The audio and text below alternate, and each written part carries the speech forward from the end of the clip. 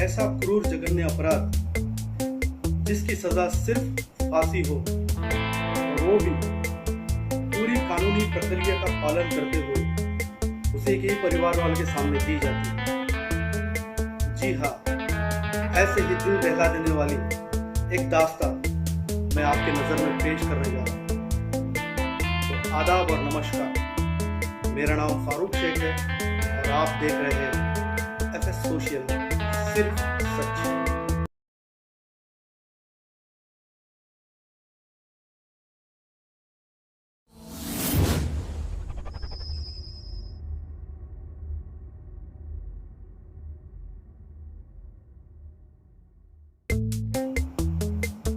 ऐसा कहा जाता है कि अगर हमें किसी से सीख, सबक या फिर कोई नसीहत मिलती है तो ले लेनी चाहिए, क्योंकि जब भी हम हिंदुस्तान और पाकिस्तान की बात करते हैं तो नफरत की बात करते हैं, लड़ाई झगड़े की बात करते हैं, आतंकवाद की बात करते हैं, चिड़िया तक नहीं चाहिए उसकी बात करते हैं, साथ साथ रिटालिएट की बात करते हैं। और उसके जवाब में हम कहते हैं कि पाकिस्तान अपने गिदड़ भक्तियों से बाज आ जाए, वरना इसका अंजाम बहुत बुरा होगा। ईंट का जवाब पत्थर से दिया जाएगा। और उसमें मेरा यह मानना है कि कुछ लोग बुरे हो सकते हैं, कुछ पॉलिटिशियन बुरे हो सकते हैं, कुछ सियासतदान बुरे हो सकते हैं, लेकिन सारा का सारा मुल्क कभी भी बुरा नहीं हो सकता। ऐसा मैं क्यों कह रहा हूँ कि हमें सबक, सीख या नसीहत मिलती है तो ले लेनी चाहिए, कि आप सभी को पता है कि निर्भया की दास्तान, निर्भया को इंसाफ मिलते मिलते 7 साल और 3 महीने का वक्त नहीं गुजर जाता है, तब जाके उसके 4 अपराधियों को फांसी के फंदे पर लटका दिया जाता है। सेम ऐसा ही हादसा पाकिस्तान में भी होता है, और सिर्फ 9 महीने के अंतराल में उसके गुनहगार को पूरी कानूनी प्रक्रिया का पालन करते हुए फांसी के तख्ते तक पहुंचाया जाता है। तो यही कहानी मैं सिलसिलेवार से मैं आपको बताने जा रहा हूँ। तो आइए दोस्तों, दास्तां शुरू करते हैं। 5 जनवरी 2018 जैनब नाम की एक 7 साल की बच्ची अपने घर के आंगन में खेलती रहती है और अचानक वहां से वो गायब हो जाती है।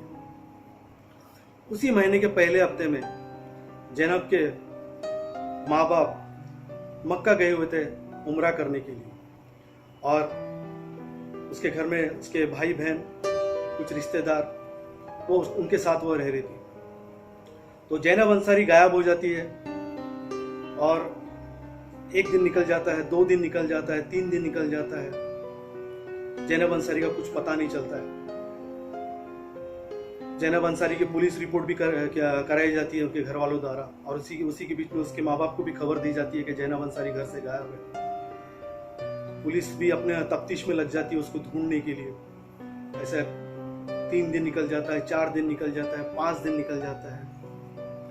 5वां दिन जैनब अंसारी के घर से कुछ ही दूरी पर एक कूड़ा घर है। वहां पर एक कूड़ा बीनने वाला, उसकी नजर एक बच्चे की लाश पर पड़ती है, और फौरी तौर पर वो कूड़ा बीनने वाला पुलिस स्टेशन में जाकर खबर देता है कि ऐसी ऐसी बच्ची की लाश एक कूड़ा घर पर पड़ी हुई है। पुलिस वहां पर आती है, तफ्तीश करती है। इन्वेस्टिगेशन में पता चलता है कि ये बच्ची और कोई नहीं है, जैनब अंसारी है, जिसे 5 दिन से ढूंढा जा रहा था। फिर उसके बाद पुलिस जैनब अंसारी की लाश को पोस्टमार्टम के लिए भेजती है। पोस्टमार्टम में ये रिपोर्ट सामने आता है कि जैनब अंसारी की गला दबाकर हत्या की गई है, उसकी सांस घोटकर उसकी हत्या की गई, और साथ साथ उसके साथ जबरदस्ती भी की गई। ऐसी ये खबर सामने आती है तो ये खबर मीडिया में चली जाती है। मीडिया हर न्यूज़ चैनल पर ये खबर आने शुरू हो जाती है, और ये न्यूज़ चैनल के माध्यम से ये खबर हर घर में पहुंच जाती है कि जैनब अंसारी नाम के एक बच्ची के साथ 7 साल के बाद 7 बच्ची के साथ ये हादसा हुआ। लोग धरना देने के लिए, प्रोटेस्ट देने के लिए रोड पर आ जाते हैं, तोड़फोड़ करना शुरू कर देते हैं। और सेम उन सभी लोगों को जो 2012 में निर्भया का जो कांड हुआ था वही कांड याद आता है। न्यूज़ चैनल पर भी फिर से निर्भया की कहानी फिर से सामने आ जाती है, और पब्लिक का प्रेशर, मीडिया का प्रेशर और पुलिस के ऊपर काफ़ी दबाव आता है और इसका दबाव देखते हुए सुप्रीम कोर्ट को भी इसमें बीच में दखल देना पड़ता है। उस वक्त इफ्तिकार चौधरी वहाँ के चीफ जस्टिस थे, उन्होंने भी अपने कड़े निर्देश दिए पुलिस को कि 72 घंटे का वक्त दिया उन्होंने कि ये 72 घंटे के अंदर ये केस को सॉल्व कर देना चाहिए। उस वक्त पंजाब प्रांत के चीफ मिनिस्टर शहबाज शरीफ हुआ करते थे, जो मियां नवाज शरीफ के भाई भी हैं, और उन्होंने भी पुलिस को कड़ा निर्देश दिया कि किसी भी हाल में इस केस को क्रैक करना है और मुजरिम को जल्द से जल्द पकड़ना है। फिर पुलिस भी अपने काम में लग जाती है, पुलिस अपनी जाल चारों तरफ बिछा देती है मुजरिम को पकड़ने के लिए। पुलिस जितने भी हिस्ट्री शीटर होते हैं उनको फिर से राउंड अप पे लेकर के हिस्ट्री शीटर उसे कहा जाता है जो छोटे से छोटे और बड़े से बड़े क्राइम में इन्वॉल्व है, जो बेल पर बाहर है या फिर जो छोटी से छोटी सजा काट कर वो अंदर है, उसे हिस्ट्री शीटर कहा जाता है। पुलिस सारे हिस्ट्री शीटर को फिर से खंगालती है। बच्चा पकड़ने वाला गिरोह उसे भी फिर से पकड़ा जाता है, उसे भी पूछताछ की जाती है। उसके बाद में मानव तस्करी में जो इन्वॉल्व है, जो क्रिमिनल्स है, उन्हें फिर से पकड़ा जाता है, फिर से उनके साथ तफ्तीश की जाती है। लेकिन आखिरकार पुलिस को कोई भी सफलता नहीं लगती है। पुलिस पूरी तरह मायूस होती है और उसके बाद एक निर्णय लिया जाता है जो निर्णय सटीक और वही कारगर साबित होता है। किया यह जाता है पुलिस की तरफ से कि जैनब अंसारी के घर के रेडियस में 2.5 किलोमीटर के रेडियस में जितने भी घर आते हैं, उसमें जितने पुरुष होते हैं जो जिनकी उम्र 15 साल से लेके 50 साल के अंदर हो, उनका डीएनए सैंपल लिया जाएगा और वो सैंपल जैनब अंसारी के डीएनए से मैच किया जाएगा। तो काम बड़ा मुश्किल था, लेकिन चारों तरफ से प्रेशर होने के बावजूद यही काम करना उन्होंने सही समझा। और उसके बाद एक स्पेशल टीम बनती है, स्पेशल टीम का गठन किया जाता है। वो स्पेशल टीम 2.5 किलोमीटर के रेडियस में जितने भी घर होते हैं उसके घर में जाती है। हर आदमी का डाटा कलेक्ट किया जाता है जो उस वक्त घर में मौजूद है या कोई काम से बाहर गया हुआ है, सारी इंफॉर्मेशन कलेक्ट की जाती है। उसके बाद एक लिस्ट और एक सूची बनती है। लिस्ट बनने के बाद पूरे 1150 यानी 1150 लोगों का सूची सामने आती है और उसके बाद बकायदा एक इंडिविजुअल को नोटिस देकर कहा जाता है कि फलाने जगह पर फलाने टाइम पर आपको अपना डीएनए सैंपल देने आना है। और सभी लोग मतलब जैनब अंसारी को इंसाफ देने के लिए लोग क्या भी करने के लिए तैयार थे, तो सब लोग राजी हो गए और डीएनए सैंपल देने के लिए लोग कई जगह पर लोग पहुंच जाते हैं। डीएनए सैंपल एक करके लिया जाता है। तो उसी बीच होता यूं है कि उसमें से एक लाइन में लगा हुआ एक शख्स वहां से खिसक लेता है। तो लाइन में लगे हुए लोगों को शक तो होता है उसके ऊपर, तो फिर भी लोग मतलब कुछ लोग वहां पर जाके पुलिस को बता देते हैं, जो वहां पे जो अथॉरिटीज है उसको बताते हैं कि लाइन में लगा हुआ एक शख्स है जो हम लोग उसको जानते हैं, ये फलाने घर में रहता है, ये फलाने का बेटा है और ये लाइन तोड़कर निकल गया। तो पुलिस उस वक्त तो देखती है चलो वो चला गया बोल के सारे लोगों का डीएनए सैंपल लिया जाता है, जिसमें 1149 लोगों का डीएनए सैंपल लिया जाता है और सभी का सैंपल नेगेटिव पाया जाता है। तो वो एक ही बंदा रह गया जो फरार हो गया उस जगह से। तो पुलिस अब उसको ढूंढने में लग जाती है, पुलिस ढूंढती रहती है। 23 जनवरी, हादसा 5 जनवरी को होता है, 23 जनवरी को उस शख्स को पकड़ा जाता है और वो शख्स का नाम होता है इमरान अली। तो इमरान अली पहले जैसे वो पकड़ा जाता है तो पहले साफ मुकर जाता है कि मैंने ऐसा कुछ किया नहीं, मैं बेकसूर हूं, मुझे फंसाया जा रहा है। लेकिन जैसा ही उसका डीएनए सैंपल लिया जाता है और जैनब अंसारी के डीएनए से मैच किया जाता है तो वो पॉजिटिव पाया जाता है।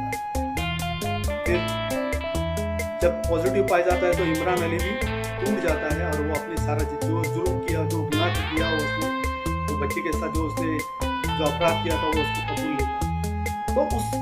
तो पुलिस को अभी तो एक केस तो साफ हो जाता है कि ये इमरान अली इसका क्रिमिनल है।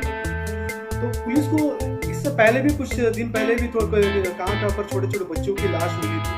तो पुलिस सोचती है कि क्यों ना ये जितनी भी जो लाश मिली हुई इसका भी डीएनए इमरान अली के डीएनए से मैच करके देखते।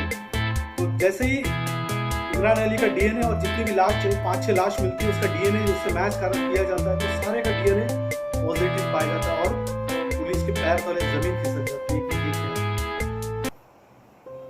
फिर इसके बाद पुलिस अपनी पूछताछ इमरान अली के साथ शुरू करती है और इमरान अली से पूछा जाता है क्या क्यों ऐसा किया। तो इमरान अली कहता है कि मुझे भी पता नहीं कि मैंने ऐसा क्यों किया। और इमरान अली जैनब अंसारी का यानी कि बाजू में रहने वाला उसका पड़ोसी था।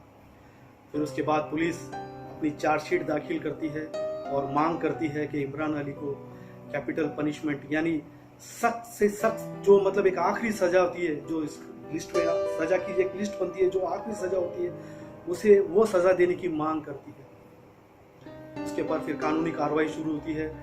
इमरान अली को अपना पक्ष रखने के लिए उसको एक वकील भी दिया जाता है और उसको जितनी भी रेमेडीज होती है यानी रेमेडीज यानी जितनी पेटिशन होती है, एक रिव्यू पेटिशन होता है, पोस्ट रिव्यू पेटिशन होता है, फिर एक मर्सी पेटिशन होता है, फिर एक पोस्ट मर्सी पेटिशन होता है और एक दया याचिका होती है जो उसके राष्ट्रपति के पास भेजी जाती है। लेकिन सारी जो भी चीज होता है उसको उसकी सब चीज ठुकराया जाता है और उसके मतलब जैसे चार्जशीट दाखिल होती है तो वो केस सेशन कोर्ट में जाता है। सेशन कोर्ट से मतलब फिर वो केस को जल्द से जल्द निपटारा करके उसको फास्ट ट्रैक में दिया जाता है। फास्ट ट्रैक से कोर्ट फिर हाई कोर्ट में जाता है और हाई कोर्ट से फिर सुप्रीम कोर्ट में जाता है। यानी कि जितनी जगह सब सुनवाई थी उसकी फांसी की सजा उसकी बरकरार रखी जाती है। पूरी कानूनी प्रक्रिया का पालन करते हुए इमरान अली को 17 अक्टूबर 2018 सुबह 5:30 बजे लाहौर के कोट लखपत जेल में फांसी दी जाती है। और एक ऐसी फांसी मैं शुरू में इसलिए ऐसा कह रहा था कि एक फांसी पूरे पाकिस्तान में एक मिसाल बनती है लोगों को नसीहत और सीख और इबरत हासिल करने के लिए कि उसी के फैमिली के सामने उसे फांसी दी जाती है। फांसी इसलिए दी जाती है कि जैनब अंसारी के जो पिताजी है जो फादर है वो एक याचिका दाखिल करते हैं, मतलब एक रिक्वेस्ट लेटर दाखिल करते हैं कि जब इमरान अली को फांसी दी जाए तो मैं वहां पर मौजूद रहूं। वो इमरान अली को अपने आंखों के सामने फांसी के तख्ते पर लटकना देखना चाहते थे। आमीन अंसारी की भावना और लोगों की भावनाओं को मद्देनजर रखते हुए यह फैसला लिया जाता है कि जब इमरान अली को फांसी दी जाएगी तो उसके घर वाले उसके रिश्तेदार वहाँ पर मौजूद होंगे और आमीन अंसारी भी वहाँ पर मौजूद रहो। तो पाकिस्तान की जुडिशल सिस्टम ने एक नज़ीर मिसाल कायम की लोगों को सीख नसीहत और इबरत हासिल करने के लिए। तो क्या ऐसा ही एक नज़ीर में जो मिसाल है, क्या भारत की जुडिशल सिस्टम नहीं कायम कर सकती? क्यों इतना लंबा वक्त लग जाता है कि हमें 7 साल 3 महीने तक इंतज़ार करना पड़ता है और वही सेम हादसा पाकिस्तान में होता है और सिर्फ केवल 1 साल भी नहीं लगता है, 9 महीने भी नहीं लगते, 9 महीने से 6 दिन पहले मुजरिम को उसके अंजाम तक पहुंचा दिया जाता है। तो दोस्तों मेरे कहानी सुनाने का यही उद्देश्य नहीं है कि मैं आपको एक कहानी सुनाऊं, उसमें एक मैसेज भी है। तो उसमें यह मैसेज है कि हम लोग थोड़ा सा इसमें हमें अलर्ट रहना चाहिए, बच्चों को लेकर खास करके। जैनब अंसारी 7 साल की बच्ची है, वो उसकी नज़र में चॉकलेट और खिलौना वही मायने रखता है, ना उसके दुनिया की कोई जो उसके बारे में उसको कुछ मालूमात है कि उसके साथ क्या हुआ और क्या नहीं हुआ और क्यों वो दुनिया से चलेगी, वो उससे बेखबर है। अलर्ट रहना चाहिए हम जैसे बड़ों को, जो हम गार्डियन है बच्चों के, जो माता पिता है, हमें एकदम बेफिक्र नहीं रहना चाहिए कि हमारा बच्चा किसके हाथ में है, वो सुरक्षित है या असुरक्षित है। हमें उसके ऊपर पूरी तरीके से ध्यान देना चाहिए कि कौन सा हमारे एरिया में कौन ऐसा दरिंदा जो घूम रहा है जो हमारे बच्चों को हानि पहुंचा सकता है, तकलीफ दे सकता है। ये मेरा मैसेज वो था। और दूसरा मैसेज ये है कि इंडियन जुडिशल सिस्टम मतलब कितना कमजोर है। हमारा जो लॉ है कि हम लोग को उसमें इम्प्रूवमेंट करने की जरूरत नहीं है, नया इम्प्लीमेंटेशन लाने की जरूरत नहीं है, कि हमें बहुत सारी चीज़ों को उसके बारे में सोचना पड़ेगा कि अगर कोई ऐसा हादसा हो जाता है, कोई ऐसा हीनियस क्राइम हो जाता है जिससे लोग जिसको जस्टिस जल्द से जल्द मिल सके, इंसाफ जल्द से जल्द मिल सके, जिसे 7 साल 7 महीने का इंतजार ना करना पड़े। निर्भया की माता जी इस केस में मतलब जितनी भी हियरिंग होती है सिलसिलेवार कोर्ट में जाती रही। आखिरकार उमा देवी को इंसाफ मिल ही गया 7 साल 3 महीने के बाद।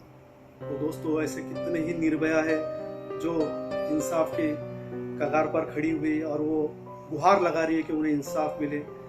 ना कब जाने ये इंडियन जुडिशल सिस्टम में जो हर चीज़ नया चीज़ कुछ इसमें आएगा, नया चीज़ इम्प्लीमेंट होगा और लोगों को इस तरीके से मैंने आपको किस्सा सुनाया सिर्फ 9 महीने के अंतराल में इंसाफ मिल गया, वैसा ही कुछ हमारे इंडियन जुडिशल सिस्टम में भी होना चाहिए। तो दोस्तों इस कहानी में, इस दास्तां में इतना ही। मैं आपसे फिर मिलूंगा एक नई कहानी के साथ, और तब तक मेरे साथ बने रहिए। और साथ जाते जाते मैं ये कहना चाहूँगा कि आपको अगर ये कहानी अच्छी लगी तो उसे लाइक करें, शेयर करें और सब्सक्राइब करें। सब्सक्राइब करोगे तो मेरा आने वाला नया वीडियो आपके सामने होगा और मैं एक नई दास्तां के सामने आपके सामने फिर से हाजिर होगा। दोस्तों आदाब और नमस्कार।